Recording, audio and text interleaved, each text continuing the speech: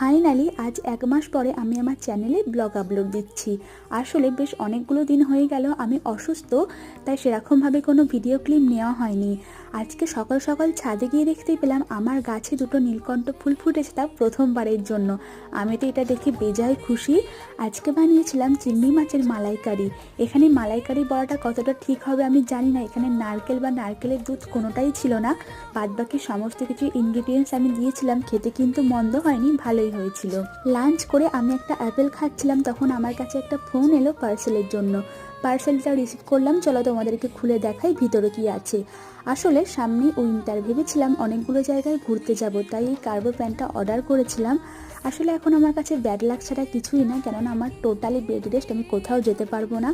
অবশ্য পরে কখনো কোথাও গেলে তোমাদের সঙ্গে আমি অবশ্যই শেয়ার করব। তো সন্ধ্যার দিকে ছাদে গিয়ে আমি গাছগুলোতে একটু জল দিচ্ছিলাম। দেখা হচ্ছে পরের ব্লগে, টাটা।